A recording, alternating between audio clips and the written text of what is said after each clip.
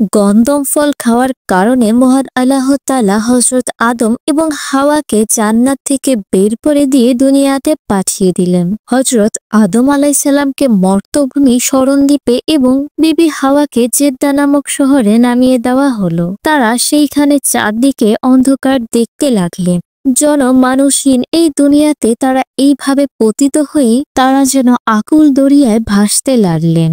এত বড় প্রশস্ত দুনিয়াতে কে কোথায় রয়েছে তার ঠিকানাও তাদের জানা ছিল না।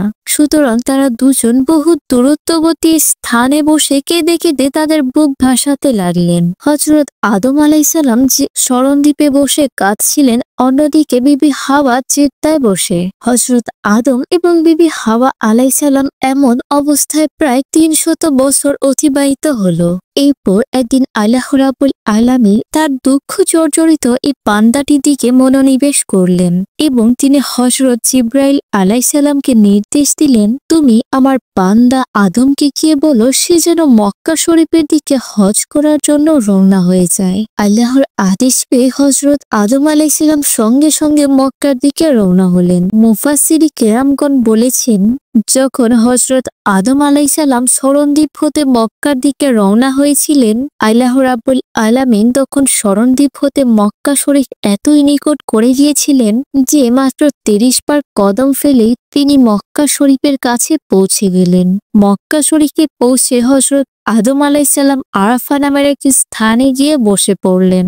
এই সময় তিনি শারীরিক এবং মানসিক ক্লান্তিতে একেবারেই দুর্বল হয়ে পড়েছিলেন।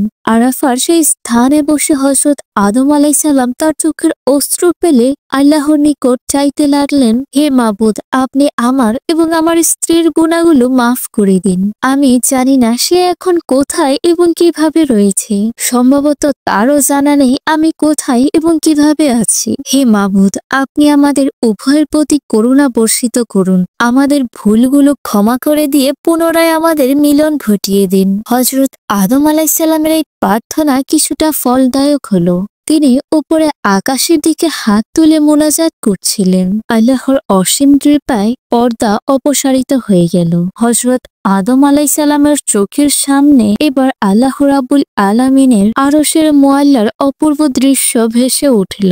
তিনি দেখতে পেলেন আকাশের বুকে লেখা রয়েছে, লা ইলাহা ইল্লাল্লাহ মুহাম্মাদুর রাসূলুল্লাহ সাল্লাল্লাহু আলাইহি ওয়াসাল্লাম।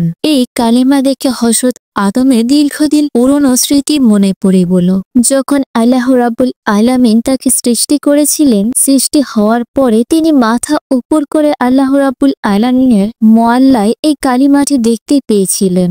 এরপর হযরত আদম আলাইহিস সালাম আল্লাহ রাব্বুল আলামিনের দরবারে দু হাত তুলে পুনরায় তার মিনতি পেশ করতে লাগলেন, হে আমার প্রতিপালক, আপনি আপনার প্রিয় হাবিব হযরত মুহাম্মদ সাল্লাল্লাহু আলাইহি ওয়াসাল্লামের বরকতের উসিলায় আমাদেরকে গুনাহ মুক্ত করে দিন। যখন হযরত আদম আলাইহিস সালাম মুহাম্মদ আলাইহিস সালামের উসিলা দিয়ে দোয়া করলেন, তখন আল্লাহ রাব্বুল আলামিনের দয়ার সাগরে জোশ উঠে গেল। সঙ্গে সঙ্গে আল্লাহ রাব্বুল আলামিন তার দোয়া কবুল করে নিলেন এবং সাথে সাথেই তার এবং তার স্ত্রী হাওয়ার গুনাহ মাফ করে দিলেন।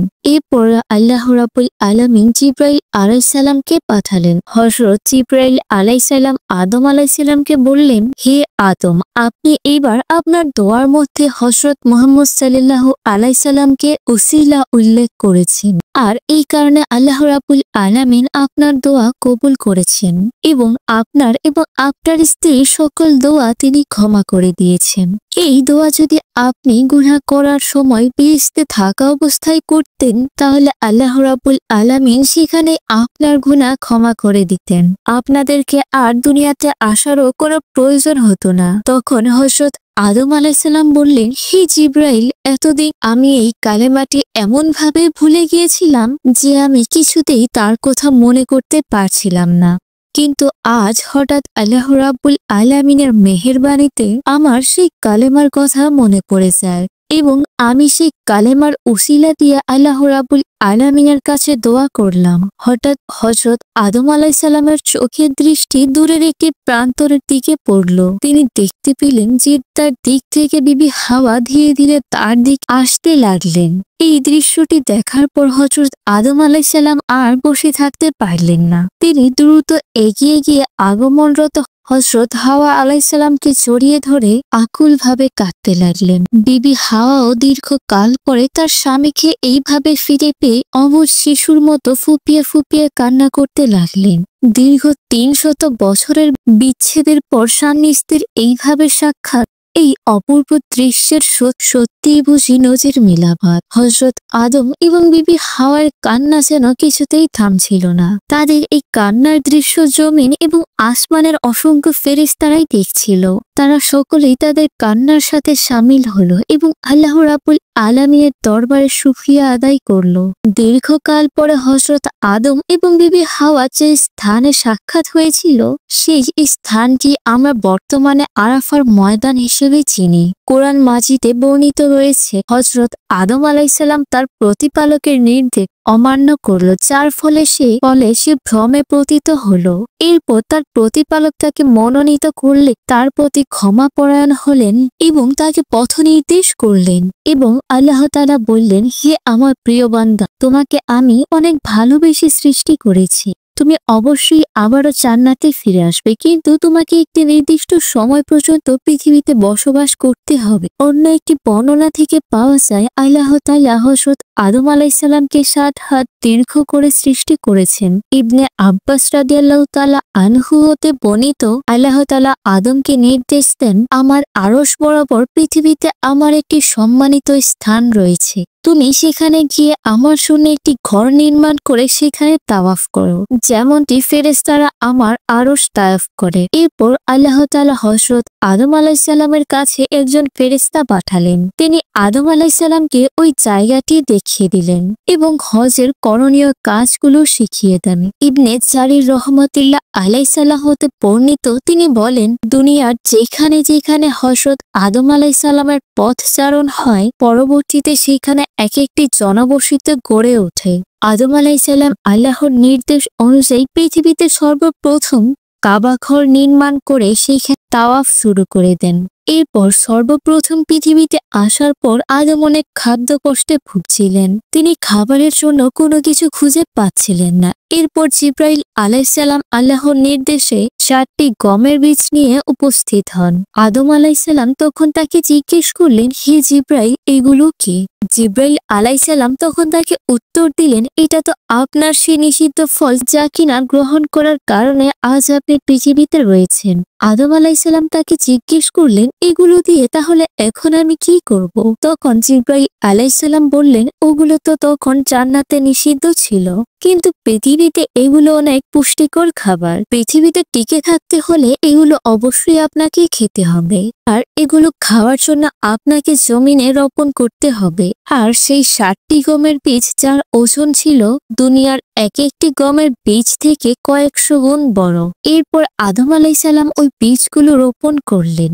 তারপর সে বীজগুলো রোপণ করার পর তা থেকে ফসল হলো। এরপর আদম আলাইহিসসালাম সেটি কেটে সংরক্ষণ করে এবং বাকি বীজগুলো দিয়ে আটা তৈরি করলেন। আর এই সবকিছুই জিব্রাইল আলাইহিসসালাম তাকে হাতে কলমে শিখিয়ে দিলেন। এরপর তিনি ওটি খামির করে তা থেকে রুটি তৈরি করলেন। আর এই সর্বপ্রথম রুটি তৈরি করতে গিয়ে হযরত আদম আলাইহিসসালামের মাথার ঘাম পায়ে পড়ল।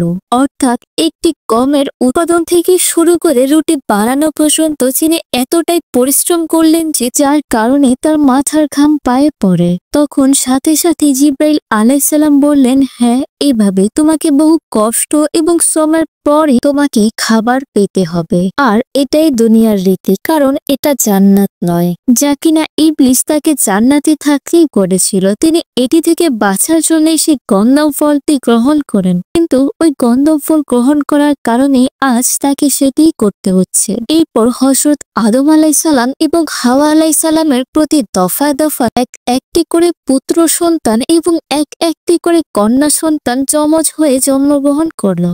আর এক গর্ভের পুত্রের সঙ্গে পরবর্তী গর্ভের কন্যার বিবাহ হতো। আর এই নিয়মটি শুধু এই সময়ের জন্যই বৈধ ছিল।